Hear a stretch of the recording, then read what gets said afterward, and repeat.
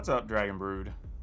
So, today, it's not an easy day, but we're still going to record some Magic. For those of you who don't know, if you're from outside the US, we had a lot of stuff going on today. Coincidentally, it was also the day I was recording my podcast, Color of Magic. The link's in the description below.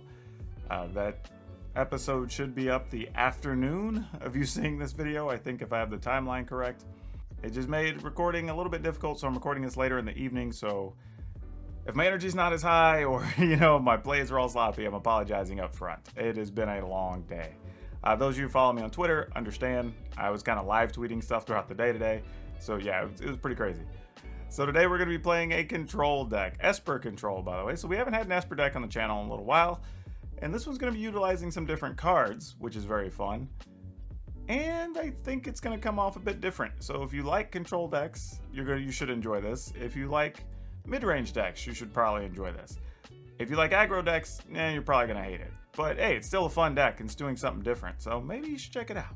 But before we get to that, please remember to like this video, hit the subscribe button, hit that notification bell. If nothing else, for the long day I put in today and the work I'm doing for you, help us get to that 10,000 subscriber mark. We have a target of trying to get to 10,000 by February 1st, and we're almost there. But for now, let's go see the strangeness we're trying to pull off with this Esper Control list.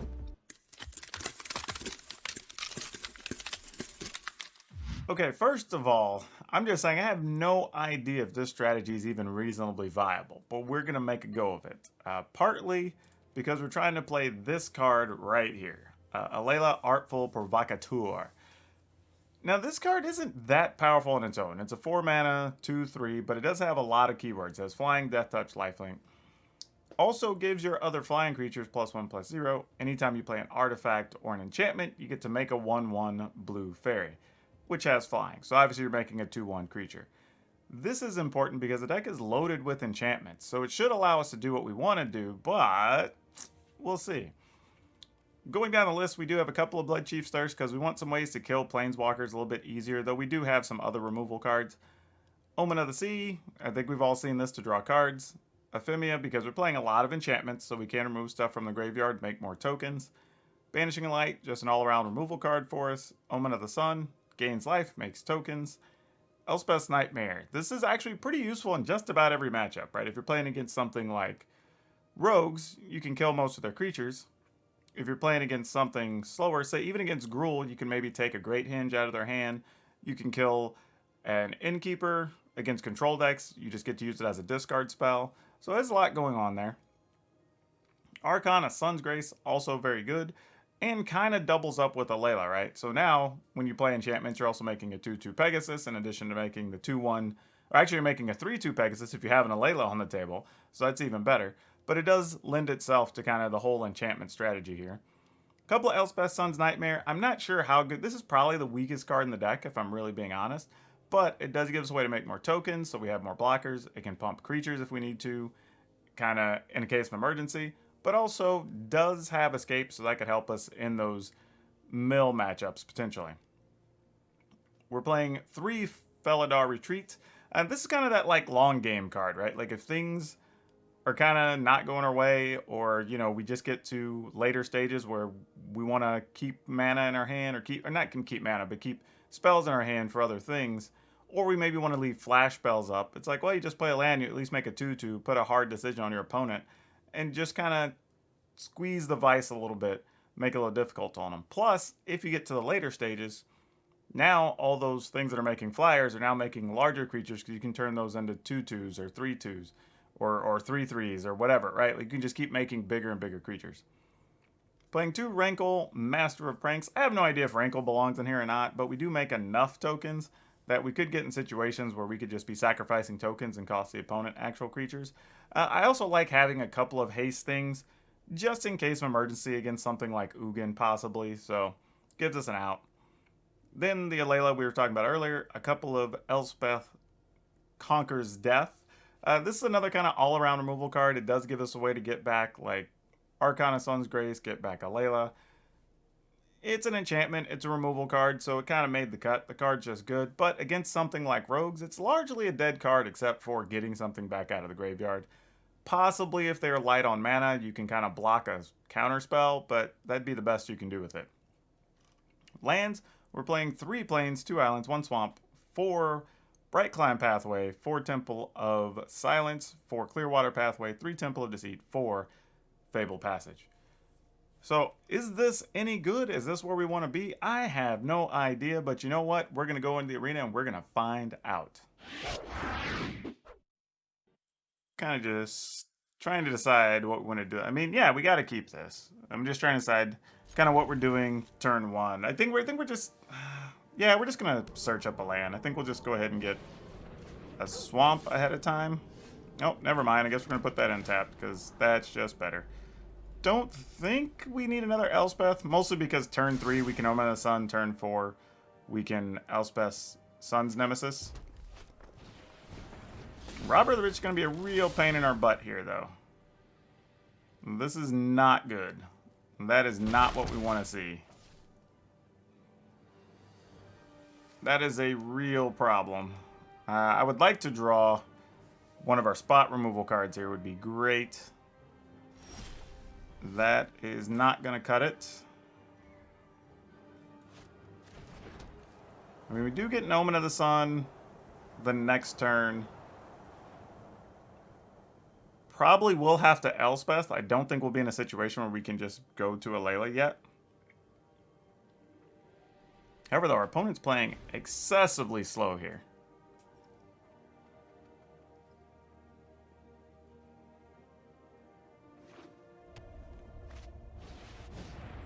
Oh, Relic Robber. That's bad for us. Fortunately, we have some ways we can gain life, so it's not the worst thing. We can offset it somewhat. And they did us a little bit of a favor there, getting rid of a land. Because we definitely don't need any more. Yep, we'll get our token. Funny thing is, we can end up pumping that token and turning into an actual threat down the road. Not saying that's our game plan, but it's a thing we can do. Alright. We're still at 12 life. How do we want to handle this? Well, we're going to draw one. Let's just take both of these. And then we'll just draw the other during our turn. Very little reason not to take the card there. We will have to use this Fable Passage to get a Plains. What I'm just debating here is it worth it just to get rid of a Relic Robber? Actually, no, I'm just going to pass. Because here we can gain 2 life, basically negating one of these. Use 2 tokens to block the other one. And then we can, like, Elspeth, make 2 tokens. And then try to do something after that with a little bit more mana, I think. Though here we might be about to get embeclaved, which I'm pretty sure is the case. So we'll let that resolve. Alright. That's annoying, but not the worst thing in the world here. So what we're going to do is I'm just going to throw 1 token in front of... Well, guessing doesn't matter, because they're going to Relic Robber. So I think our plan is just do this.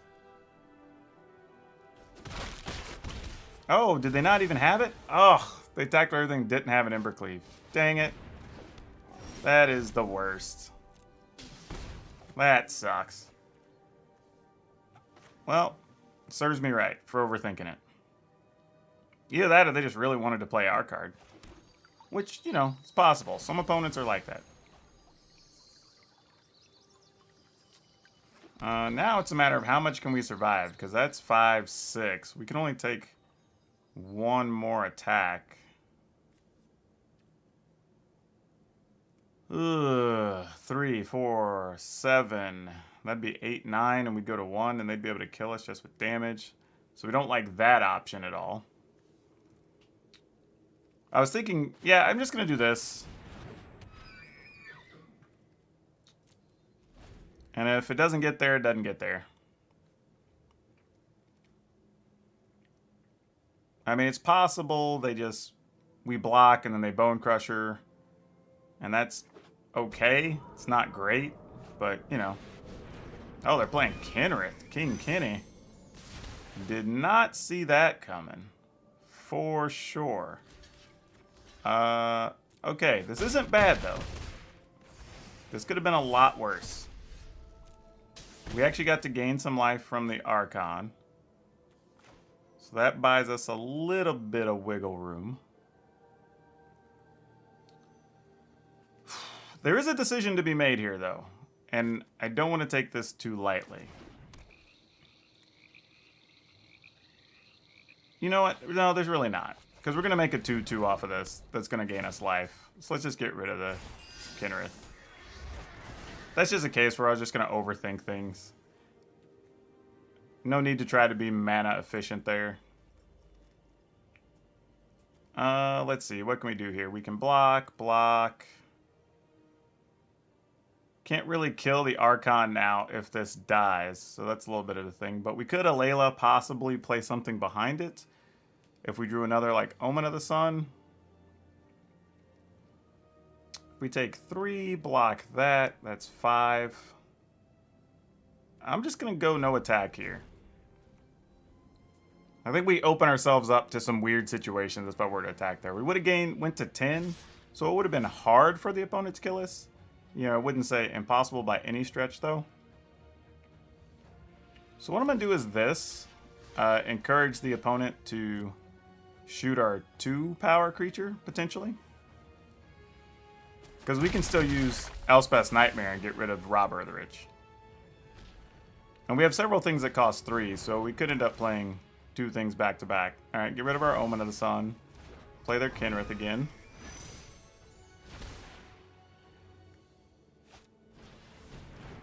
Alright, we're not too concerned. Now we're getting to where we're starting to gain enough life that I think we can get out of trouble. Oh, that's real nice to have here, actually. Oh, so this is anytime we play enchantment. So we can, So if we play this, and then we play Ephemia, we get a 2-2, well, we get a 3-2 and a 2-1. Oh, that feels so good, but it's probably so wrong. But you know what? I don't even care. We're going to do it. Because why play the cool cards if we're not going to cast them, right?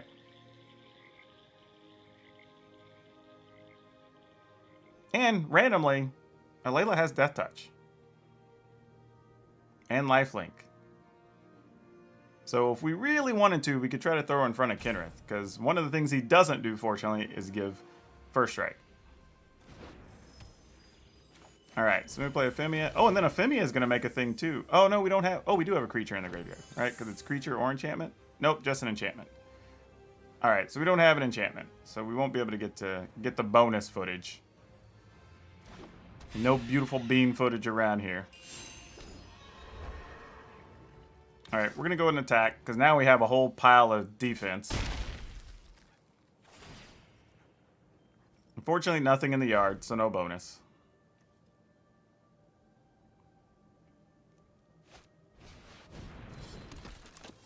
Alright. Protection from everything but 3. We don't have anything that costs 3. That's going to be unfortunate. Alright, opponent, bring it. I might block with Alela. You never know. Nah, I probably wouldn't. Actually, it's not true. I bet I would. I was like, nah, yeah, I would. Ooh. Alright, I'm going to wait on the Felidar retreat. Well, hold on a second. We play Elspeth. What is this? 4, 5, 6, 7, 8, 9, 10, 11, 12, 13, 14, 15, 16, 17, 18. Not enough. So, we're just going to fortify defenses here. Make 2 more creatures.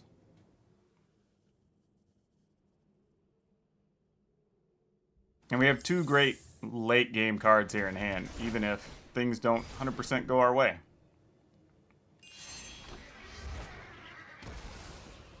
And I feel like we can gain enough life here now that it doesn't even really matter what happens. So we can attack. That's 6 we're going to gain. 7, 8, 9 we're going to gain. We can't block Haktos anyway. We can keep 3 blockers. I'll attack with the token. They might consider blocking. I doubt it. We're going to gain 6, 9, go to 21. Yeah, that seems legit. Yeah. Let's play Archon. Let's play Ephemia. And this gives us a pile of bodies. It also creates a situation where if the opponent chooses to get rid of their Typhoid Rats, they won't be able to really kill anything here, which is pretty sweet. I'm assuming, though, their play is going to be kill the Archon with 2 deadweights, kill Ephemia with 1 deadweight. Because that's what I would do, depending on what that last card is in their hand.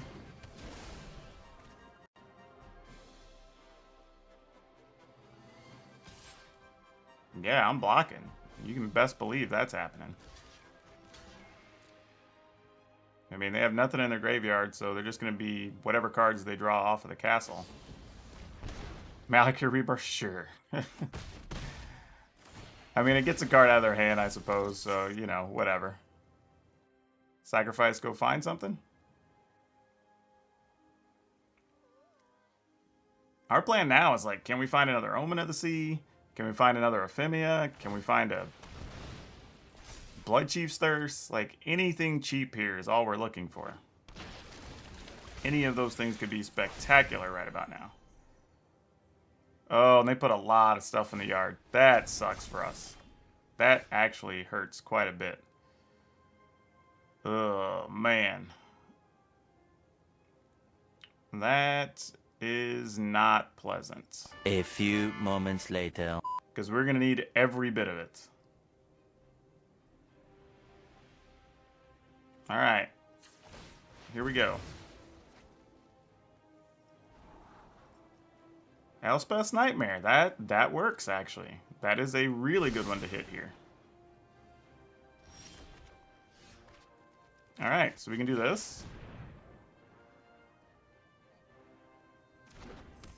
I mean, admittedly, it does make their Artisan bigger, which we hate, but we can't really do anything about.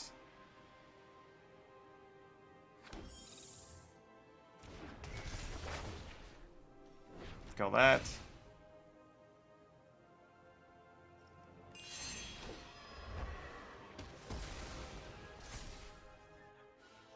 We can attack to go to 5. We can block to go to 3. I mean, or gain 3, lose 3. Or we can just block with Alela, because it has Death Touch. Definitely setting a stop during my upkeep so we can find answers. Because we need more cards we can play. If Alela dies, that's unfortunate. But not a lot we can do about it. Alright. We're at 6 currently. I don't know if they can find a way to pump that to 9 at instant speed or something.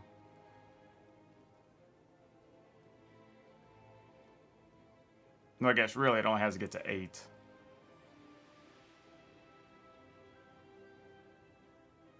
Alright, what you got for me, opponent? Okay, that matters. That is important. Alright, well, I guess if they have an instant speed removal, we die, because it says trample, but, actually, you know what? No, we're gonna kill the token, too. We're not gonna take any chances here. Alright, so we got all their creatures off the board, and we're at 2 life, and we have a lifelinker still alive. Best we could have hoped for. This has been a battle.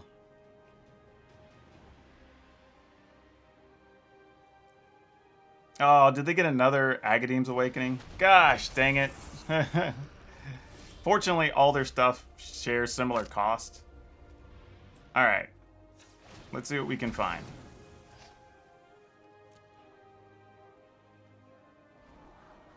Oh, no! Oh, come on. Let there be anything that playable here. for 4 mana or less that's usable. Oh gosh. That is the worst. That's the worst thing that could have happened. I mean, we can at least play the ECD, which does result in a token that could gain us some life. So it's not the end of the world. It's just not good. Wow. Okay. So what are we looking to do here? We'll make a token. We can attack and go to 7. But if the opponent draws a way to kill this 2/2, we just die. Right? Outright. If they equip that, turn that into a 6/6, we could block. Go to 2. Yeah, no attacks. We can't risk it. If they have a removal card, we're going to have to be able to block. Oh, gosh. This is so risky. I don't know why I'm trying so hard to hold on to this Archon. It's probably going to be the death of us.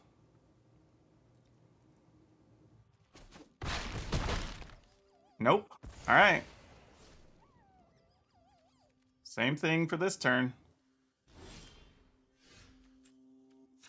The opponent's being very reluctant to use their Castle Locthwain, which is very weird. Oh, that will help.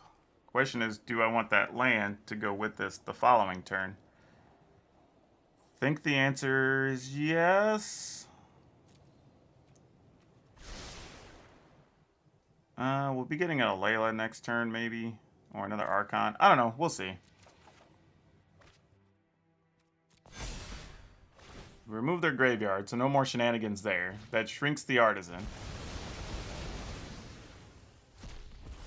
So we get some extra duty out of the card there.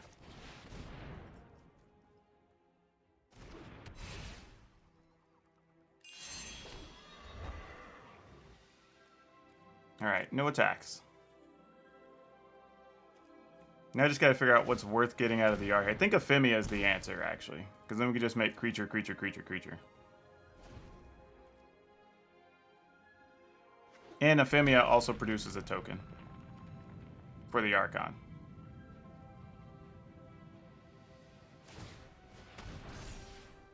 Alright.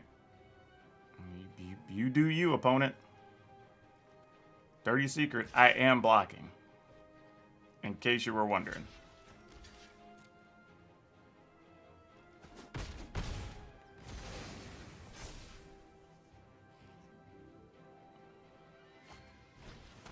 Alright, Archfiend's Vessel.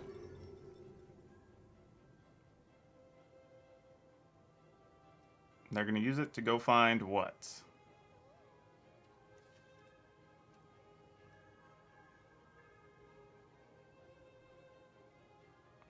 Ooh, depending on what they do, maybe we go get Rankle? This is actually a real decision. There's some things going on here. Alright.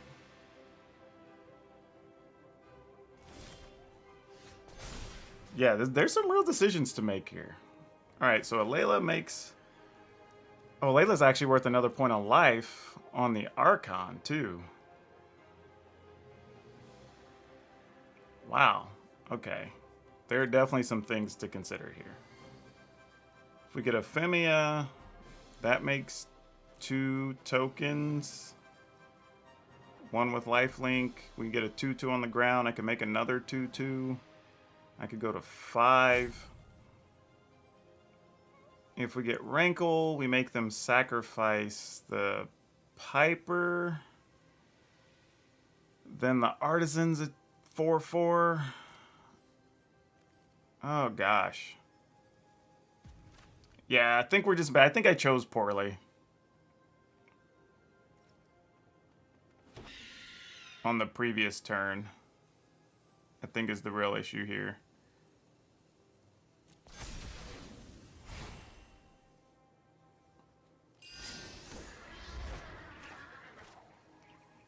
Yeah.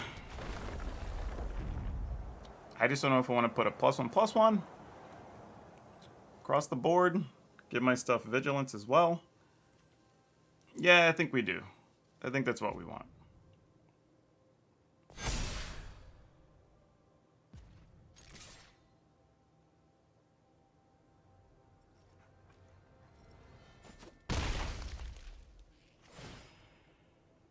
Then we get a 2/2. We'll just remove that, I guess.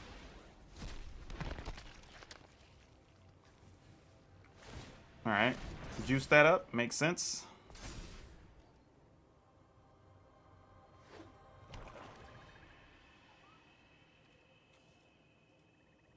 Man, a Fable Passage would be great. Like, so many things we could use here. Lots of choices.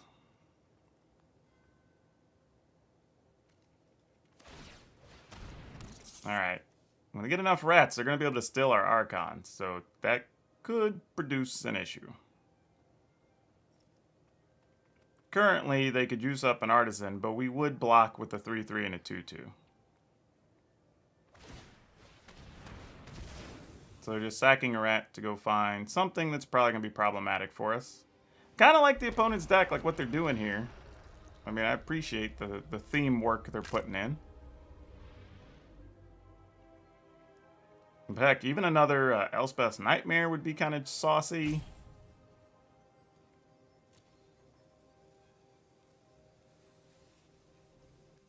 Another Oblivion Ring could be kind of cool.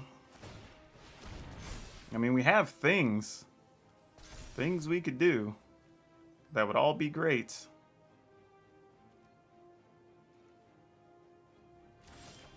And then they chose not even to attack with it. That's a little weird, but sure.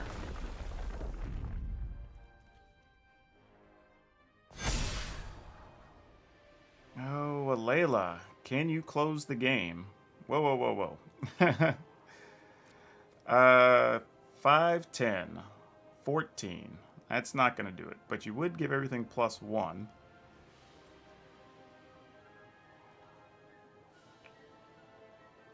I feel like almost any other card that's not Alela might just be better here. Even a land, I think, does more for us. So, yeah.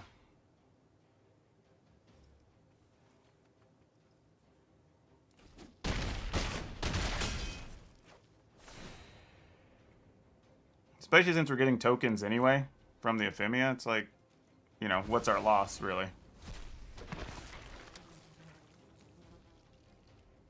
This has been a crazy thing to battle back from.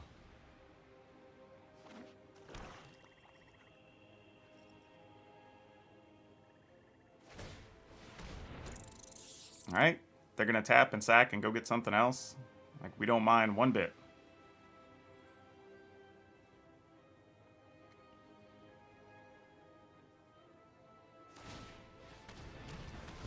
I mean, we have real sizable creatures now, so we're not all that concerned about what's going on.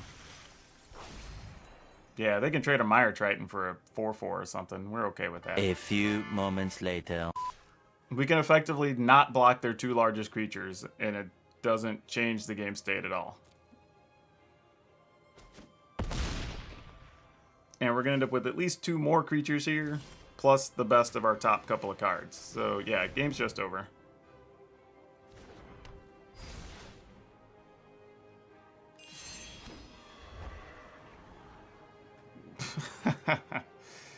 That's funny.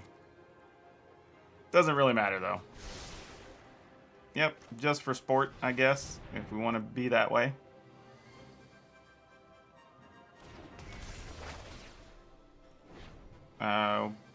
Kill the Rat Maker?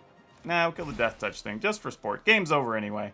I'm more just taking a longer turn because the opponent took a longer turn. Like, might as well get our television time in, I guess. 2, 3... I mean... Nah, that's fine. We'll just get in with those. That ends the game. Yeah, no combination they block with is going to keep them alive. Oh, that was a huge, long game.